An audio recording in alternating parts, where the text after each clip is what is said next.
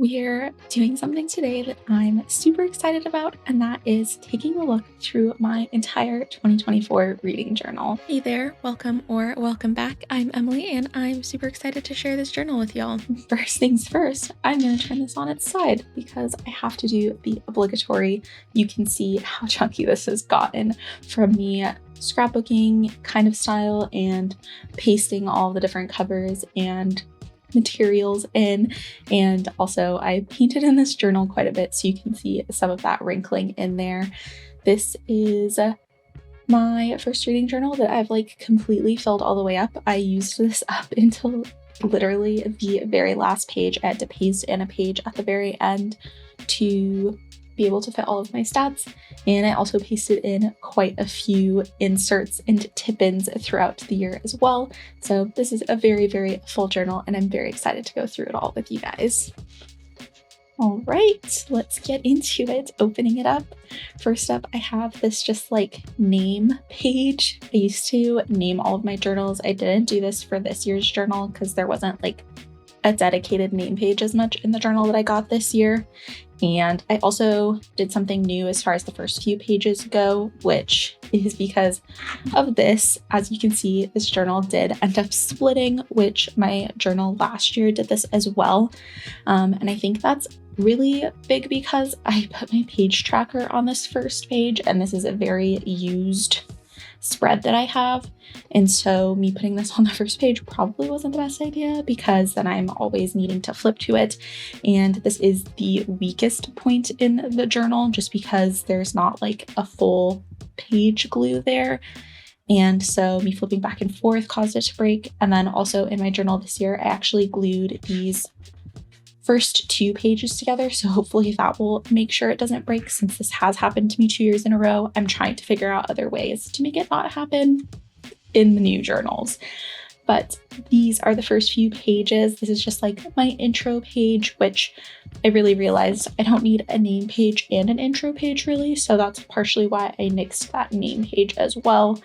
And then my page tracker over here, which like I said is one of my most used spreads and is probably my favorite spread that I set up in every single reading journal. I really love keeping track of how much I'm reading per day and what formats I'm reading in each day, and I just really love how it looks at the end of the year. As you can see down here, I keep track of the different page ranges in different colors, and I also keep track of the different formats as the different patterns. So I've done that again in this reading journal. It's been a staple of pretty much every reading journal I've done, and I don't think I'm ever going to get rid of it.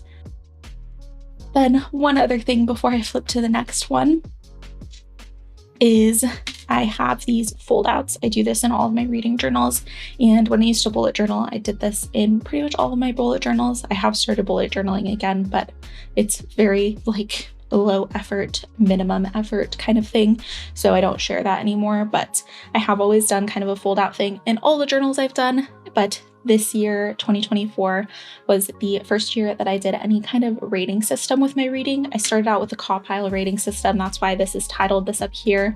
But I did end up switching out to a different rating system based on compile, but I switched out some of the meanings for everything. If you want a little bit more info on the original compile rating system, I will link G's video below where she explains everything, because this is not my invention and I don't want to take credit for it.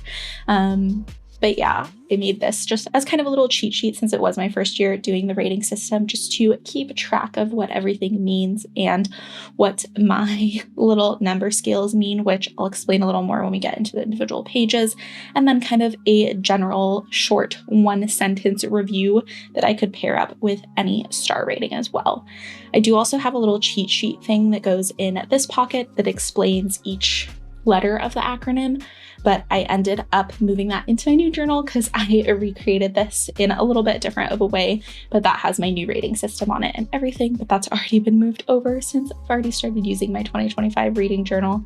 And then I did also have a book bingo thing here that was for the fantasy bingo, but that goes from April to March every year. So that encompasses both 2024 and 2025. So that has also already moved over into my new journal.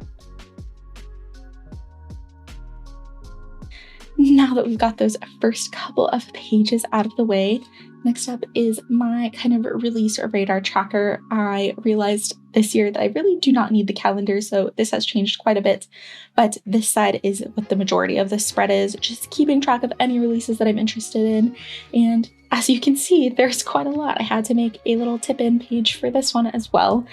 I probably am always interested in way too many new releases. It's something that I'm working on being a little bit better about this year, of trying not to just write down every single book that interests me in the entire year and parse down a little bit more of what I do and what I won't probably end up reading.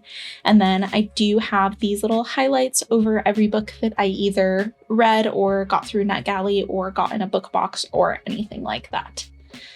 So that's the release radar spread all done and filled in. Then we have my book tracker. This is kind of a mess in this one. I've definitely learned from this. This was the first year that I had my little mini printer that I've been using for the majority of the year. So I printed out all of the little like mini book covers and everything. In case you're curious, I'll pull it out. I have the Canon Ivy printer, and this uses the zinc paper. So it uses like thermal instead of ink, which is a bit expensive. I definitely used it a bit too much in this journal. So I'm toning back in the new year so I don't have to buy paper as often. But this was the first year that I had that. So I was the first year that I was doing all of the little mini covers, and I definitely did not leave myself enough room in here. My reading goal every year is always 72 books. And so I made 72 squares and I went over my 72 books reading goal. So I had to do this little tip in. And then I also realized after I made the spread that I didn't give myself a reading guide. So that's what this is. I had to add these 2 different little tip ins, but this is all of the books that I read last year with their star rating and book cover. Next up, we have my 2024 book brackets.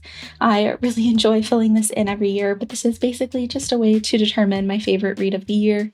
I pick a favorite from each month, and then they battle against each other to get to the finale.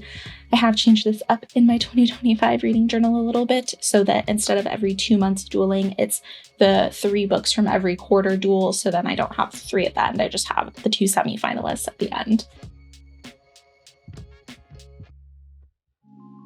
Then we have pre-orders and book boxes on this side, which both of these are gone in my new journal. I didn't really end up using them. It looks like I used this quite a bit, but I pretty much filled in the majority of this at the very beginning of the year and then pretty much stopped using it after the summer because I generally am pretty good at keeping track of what I want to pre-order versus what I want to get from the library and what the status of those pre-orders is. There's only a few places that I usually pre-order books from. And if I'm pre-ordering from outside of those, I am pretty good at keeping track of where they are from. So I didn't really feel like I needed this in my reading journal. So this has gotten mixed in the 2025 reading journal. And then for the book boxes, these were the 2 that I was subscribed to at the beginning of 2024. And this changed drastically pretty much right at the beginning of the year. The first couple of books that Owl Crate did, I wasn't super excited about, so I skipped the majority of the months in 2024 and have now completely canceled my Owl Crate subscription. And then I have Evernight at the bottom, which is Illumicrate's horror quarterly book box, which I am still subscribed to that. And then I'm kind of sparingly subscribed to Illumicrate. I skip pretty frequently. I would say I skip about half and get about half. But when they do books that I'm interested in, I really, really enjoy their editions. It's just kind of hit or miss of whether they're actually doing books that I'm interested in.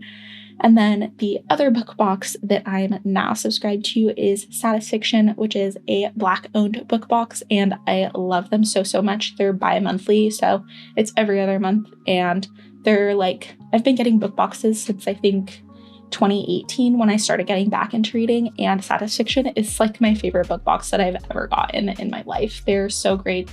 They put so much care into all of their boxes, but I didn't start subscribing to them because they have a wait list. I didn't get off the wait list until May. So when I was setting up my journal, I didn't know that they would be something that I needed to keep track of in here. And just because I skip months and my book boxes change pretty frequently, this didn't really get kept up to date all too well, and I don't really feel the need to keep track of it in my reading journal anymore. Next up, we have my 24 books in 2024, which was kind of a failure. I'm not gonna lie, I mostly picked out books on this that were from my physical TBR, but physical is my least read format. It is the format that I read very much the slowest in, and it's kind of the books that I'm reading when I'm like setting aside time to read. I'm not doing while I'm doing other stuff. But audiobooks and digital are much easier for me to pick up kind of sporadically and fit in between my life. But physical books are much more of a like, I'm going to sit down and read for at least a bit kind of reading. So they're definitely my least read. But at least half of these are books that I own physically. And so this was just always going to be a failure because I am not going to be able to read all of these books in physical. So in 2025, I made much more of an effort to pick a variety of books that I want to read in a variety of formats. And it's already going much better. I am already on my third book of my 25 in 2025. So we're doing much better, hopefully for the rest of the year as well. Next up, we have book series, reread, physical TBR. Book series, pretty self-explanatory, but I did have to add a tip in because I wrote down all of my series that I own physically again. I don't know why I did that when I was setting this up, but I did not do that this year. And then this is pretty much all of the series that I started last year or read that I don't own in physical format. So that is my book series tracker. I've transferred pretty much all of this that is currently in progress into my 2025 already. And then for my reread tracker, I always have high hopes of rereading things. I only ended up doing one reread this year, and that was so that I could read the sequel and finish out the series. I always crave the comfort of doing a reread, but also have a very hard time justifying to myself to actually do rereads because I have so many books on my TBR in general, and I just have a hard time justifying it to myself, even though in my heart I know that I love rereads. I love doing rereads and just having the comfortability of knowing exactly what's going to happen and reading something that I really love and knowing that I'm going to be reading something I really love. But I didn't get to many this year, so this also did not make it into the 2025 reading journal. As far as the physical TBR, this is kind of just more books that I've read in physical format. So I guess they're just books that are being taken off my physical TBR, but I do not keep track of my entire physical TBR in my reading journal. That would be way too much. It would take up so many pages. So this is just all the books that I read that are in physical format or start or put on my TBR or anything, so I can keep track of how that's going and what month I finish those in. Next up, we have book bingo, which I had very high hopes that I would be able to get a blackout, but I did not. I missed 4 squares. The middle square is actually the most surprising to me. I almost always read at least a few fanfics per year. There's just something so comforting about them, and I'm always drawn to them when I'm in reading slumps, but for some reason, I just didn't read any this year, which was very, very surprising to me and very shocking because it's not something that I've done in a really long time. But that one I missed out on. And then a classic I've never read. I didn't read any classics last year. I was planning to read Emma, but I just didn't get around to it. Last year, I was very focused on recent releases and new releases, which I'm kind of taking a step back from that in 2025 and focusing more just on anything that I want to read. I have at least a few classics that I'm planning to pick up this year. So we're making up for this year that I didn't fill this in by reading multiple this year. Written in the year I was born, I tried doing a little bit of research and I just couldn't find anything that really piqued my interest. And so I was like, I'm not going to make it that big of a deal if I'm not finishing the rest of this out. I don't see why I would need to do that if I'm not finding anything I'm interested in. And then longest on my TBR, don't yell at me, but this is and was supposed to be Lord of the Rings. Yes, I've never read Lord of the Rings. I read 80% of The Hobbit in middle school and just quit and never finished it. Don't ask me why. But I just can never figure out how I want to read Lord of the Rings. I tried an audiobook one time and absolutely hated it. It was a dynamic graphic audiobook. And I was like, I'm missing at least 60% of the story by only getting the dialogue. And so I didn't want to do that, but then I don't know if I really want to read it physically because, like I said, it is my shortest or slowest reading format. And so I kind of want to find a different audiobook to listen to than the one that I tried listening to, but I just haven't put that much effort in. So that one didn't get chucked off either. Now we have the library savings, which I'll scoot this up a little bit so you can see I did add this tip in again, but I ended up saving $764.85 by using the library. So that's really exciting, and I'm excited to see how that goes this year as well. Next up, books to unhaul. I don't really know why I included this. I think I just needed something to fill space, but I know in my head what books I want to unhaul and when I'm going to unhaul them, so this is kind of useless and I didn't keep up with it at all during the year. DNF'd books, only 2 of these, Womb City and All About Love, are like full hard DNFs. The other 4 are soft DNFs. I'm planning to come back to them.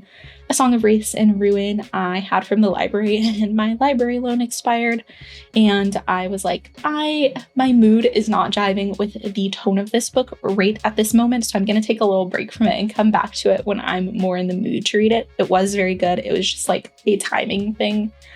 The Reformatory was good, but the audiobook was getting on my nerves so much. So I was like, I'm not reading this in audiobook because the format specifically is irritating me. So I have this in physical copy now and I'm planning to read it this year. Va, I've read stories from on and off, but I haven't read from in long enough that I felt like it was considered a soft DNF at this point.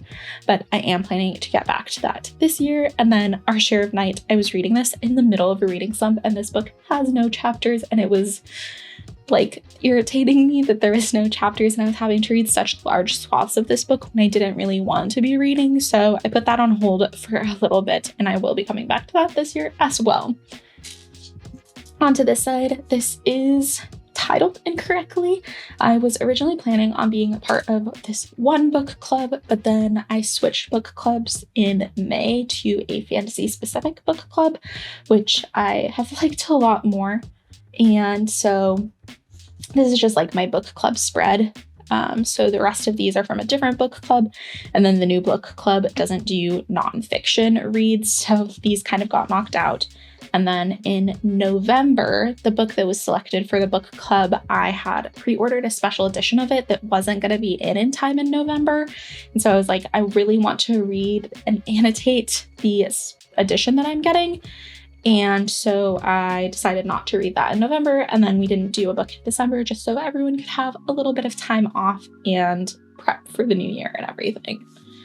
All right, that was all of my yearly spreads, so the rest of this should be a bit quicker. I'll do a little bit of explaining sometimes, but most of this should just be you getting to see what I read this year and kind of generally how I rated it. This first theme that I did in January was like this coffee chalkboard theme. I love this theme so much. I remember when I made it, that was originally what like started me into sharing my reading journal, was making this. So that's super cool. And then this is how I used to do my setup in 2023, and I only do it in this month in 2024. I used to have like the little calendar and then just write down all of the dates of any new releases that I was interested in and the days I finished any of the books, but I changed that pretty quickly. And then I used to have my TBR table, which if you've seen my 2025 January setup, you'll know I got rid of that, and you can see a little bit more of an explanation why as well. But this is the theme for January, very first month of 2024. Then we have my book spreads. I pared these back quite a lot on purpose at the beginning of 2024. In 2023, I had very maximalist artistic setups for every book, and it just took so long that I like started falling behind, and then I would get stressed about that I was falling behind, and I would stop reading so I didn't have to fill out books in my reading journal, and then I would catch up, and then I would read a bunch, and it was just like the cyclical thing of me being stressed out about being behind in my reading journal because I was putting so much effort effort into it. So at the beginning of 2024, I was like, I'm putting nothing on these spreads for a little bit so I can get into the regular cadence of it. And I'm going to start integrating stuff in slowly instead of being all at once, all up front. And it worked out really well. It is kind of sad that these are all so blank for like the first 6-ish months, because there's some really all-star favorites in the first 6 months of 2024 that I would have loved to be a little more artistic with, but it was what I needed to do at the time. The other thing I wanted to talk about was the compile system. As you can see, this I used for like the first 6-ish months. I'll talk about it again when I ended up changing it, but that kind of goes back to the flip out page where you can see like these numbers are for the different acronyms. So like, since Braiding Sweetgrass is a nonfiction, the C stands for credibility. So I gave the credibility of Braiding Sweetgrass a 5, which means that it was like perfect, very high credibility. So that's kind of the general rating system breakdown kind of thing. And then these also took up quite a lot of room, which I pared down once I started adding more stuff in, but that's what I needed at the time. So that's what my book setups look like for the first, like I said, 6-ish months of the year. They're kind of this pretty basic, plain, just have the statistics and any quotes and then my thoughts on the book without really any decoration at all. That was all the books I read in January, and then these are my stats pages. My stats pages pretty much never change in layout. I keep track of the same things every month, and I'm pretty solidified in that. I've been doing stats this way, with this layout and these specific stats for 2.5 years. And I really like the way that it works and the things that I keep track of, so I don't see this changing anytime soon. The only thing that I might end up changing is I keep track of my shortest and longest book, which I don't know that I really care about, but maybe we'll switch that out for something else in the new year. Who knows? On to February. This was like a masquerade, metallics, shiny colors kind of theme. I don't really know what the overall theme of this is. It was just the vibes that I was feeling in February, and I miss this font. I should bring it back. Then on to the reading again in February.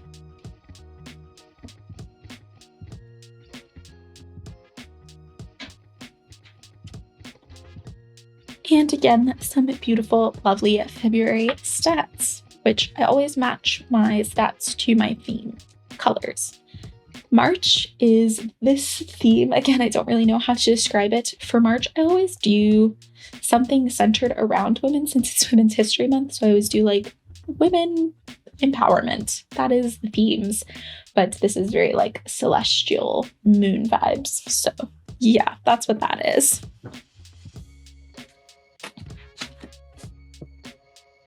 And then these two got half a page because Ray Bear was a reread and my rating wasn't going to change.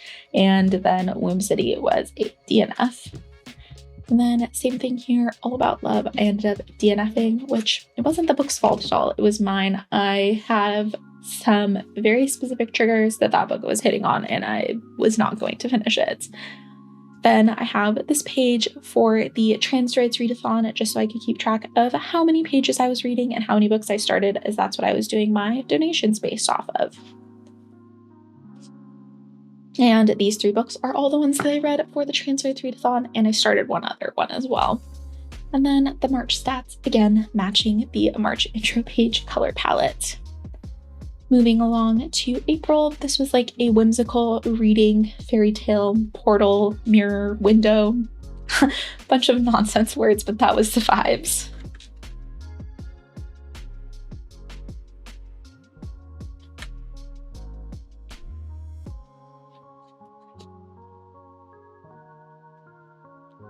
And then this was, starting here, was for the Pages for Palestine readathon. So I did something more Squire and the Trinity of Fundamentals for that. And that was kind of a similar thing to the Transdroids readathon.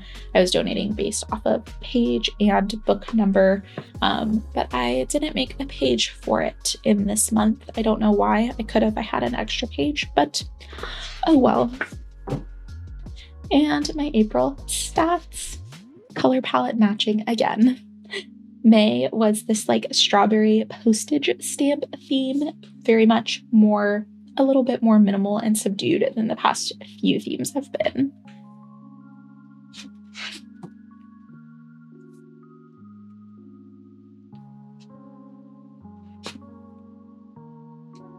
And the May stats.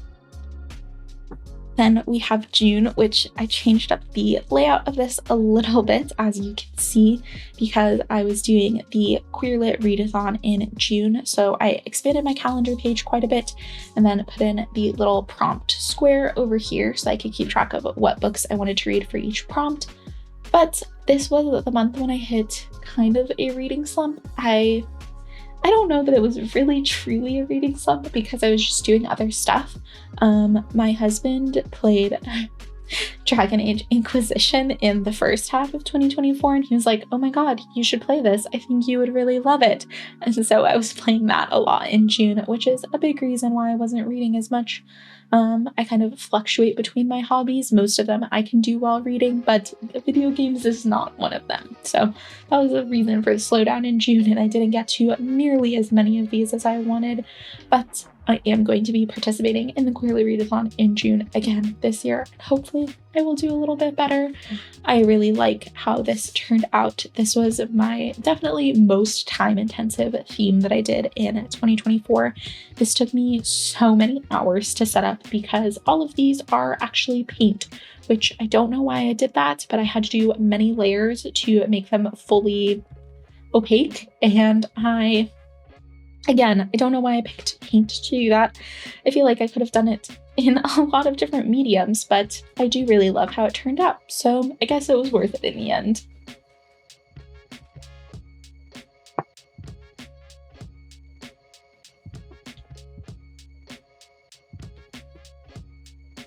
And then we have my June stats pages. In order to make this take a little bit less time than the intro page did, I just did the black border and then used markers for the graphs to do the rainbow instead of doing the rainbow squiggly thing all over.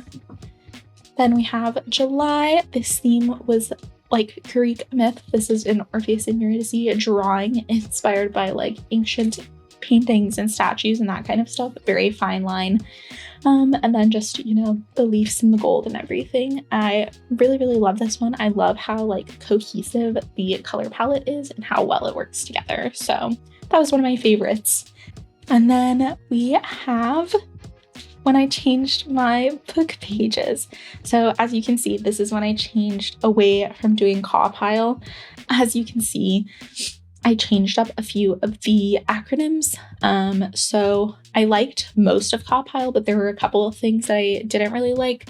One was the I in compile stands for intrigue, and I felt like the intrigue and the enjoyment rating were exactly the same. Like if I wasn't intrigued in a book, it was because I wasn't enjoying it. And if I wasn't enjoying a book, then I wouldn't be intrigued in it. So I felt like I was doing the same rating twice. And so I got rid of that and replaced it with a U for uniqueness. Something that I really value when I'm reading is how unique a book is, whether it relies very heavily on tropes or not. If it does rely on tropes, whether it's relying on the reader's understanding of a trope to kind of supplement the story, or whether it's just using the trope to kind of make the story more interesting, but it is still doing its own work to convey the story and the characters and everything. So that's something that I always really look at when I'm reading a book. So I felt like it should be in my rating system.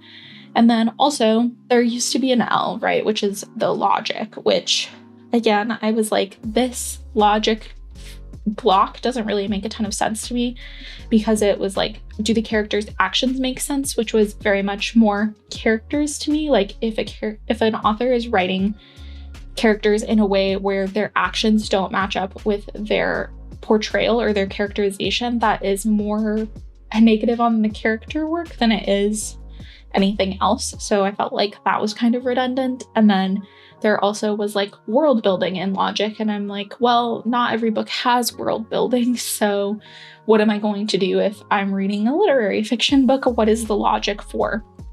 So I ended up switching out the L for something that is genre specific. I specifically outlined the 4 categories that I read most frequently, which is literary fiction, horror, romance, and fantasy sci-fi.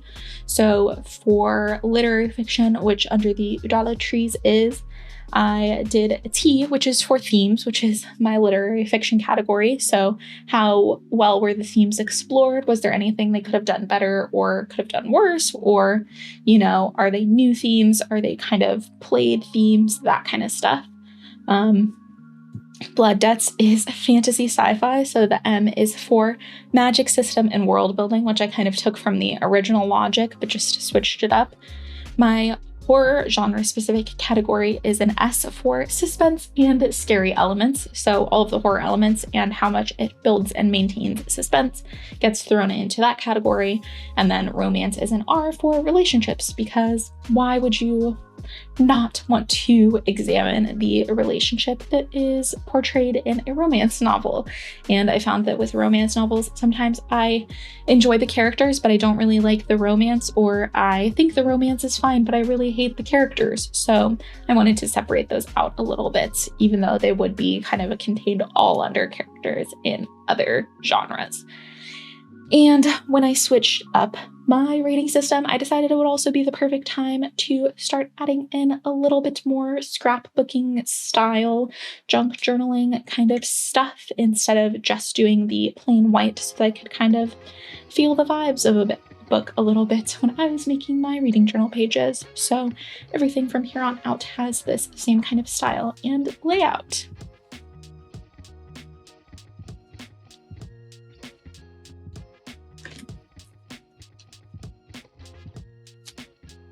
And then we have my July stats. August is my birthday month, so I always do something that is like celestial themed. And this month was these like galaxy hands. And August also, I didn't have a official TBR because I was just pulling books from my TBR jar, which is why I just have this table of any books that I pulled for that.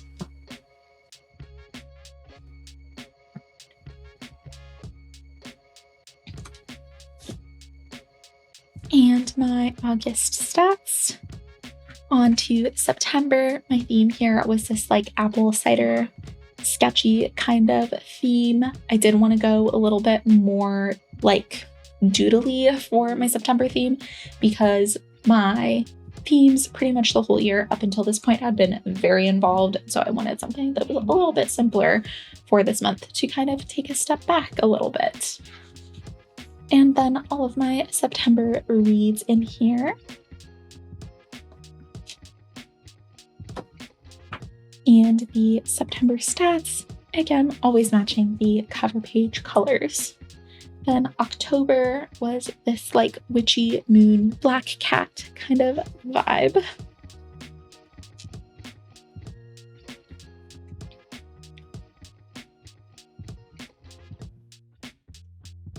And then I'm stopping here just to talk about it really quick. This is an anthology, so I rate it a little bit differently, but I really love what I did with this page because I made my own little book covers for my favorite stories in this collection, which was so fun to do, and I think I might do it for all anthologies ever now. So that was really fun.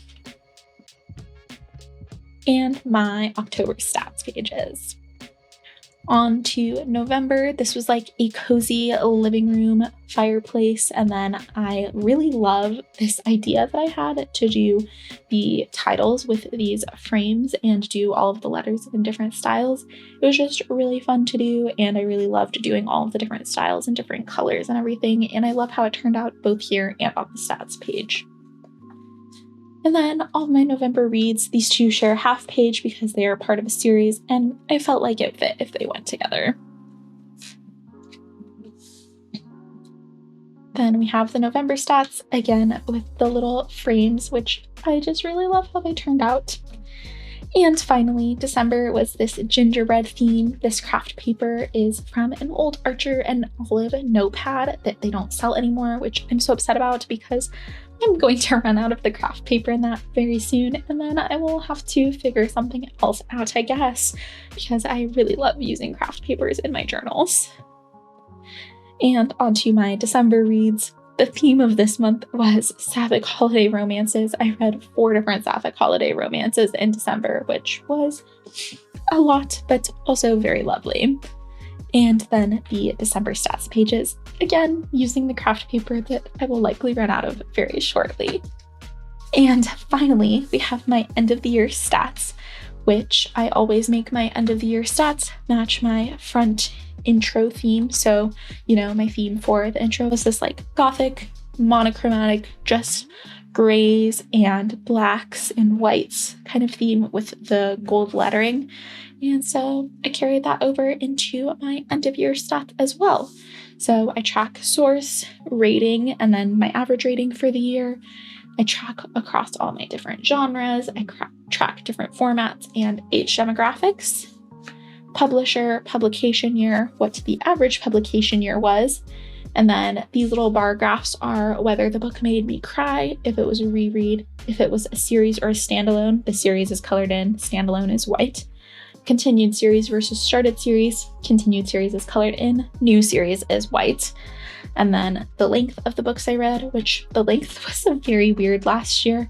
In 2023, I had very much a true bell curve, but this was very little. And then the 300s was more than half of my reads was in the 300 page range. But I didn't have any books that were more than 700 pages, which is kind of weird because I usually have more books that are longer in length, but I guess it was just a year of shorter books for me. And then the longest and shortest book, which was The Dragon Republic and The Drowning Faith, which are both part of the Poppy War trilogy. So that's kind of funny that those were both in the same series. Then I have all my queer rep and diversity on this side. So this bar chart at the top is whether there was queer rep at all in the book. And then I break it down based on what the different relationships were, what the different identities were, and what the different gender representations were. Same thing with BIPOC over here. This is a bar chart of how many of my reads had BIPOC diversity in them, and then a breakdown of what that BIPOC diversity was. And then same thing with disability rep down here. I am keeping track of the type of disability rep this year, but I just didn't keep track of it in my spreadsheet last year, but it has been added to my spreadsheet this year. And I'm actually fully switching over to Notion instead of a spreadsheet. I do still have a spreadsheet template available for anyone for free who wants to use it, in all my links and everything, but I am switching over to Notion, which I will hopefully be making a video about very soon because I'm very, very impressed with myself and proud of myself for the way that I've set it up, and I just would like to show it off. Then we have my author breakdown, kind of tracking the same thing. The amount of queer authors I read, the amount of disabled authors I read, the amount of non-American authors I read, and the amount of authors I read that are not part of the Western world, along with the gender breakdown and the racial breakdown of my authors. And very lastly, on quite literally the last page of my journal, like I said, I had to tape this page in so that I could have enough space, is my books per month and my pages per month, along with my total number of books read and my total number of pages read. And that is my entire 2024 reading journal. It has been so much fun sharing this online, and I'm so excited to continue sharing my 2025 reading journal. And I just love keeping journals and having a physical little way to kind of memory keep my reading. And I hope you guys enjoy following me along as I set up my 2025 reading journal. See you guys next time.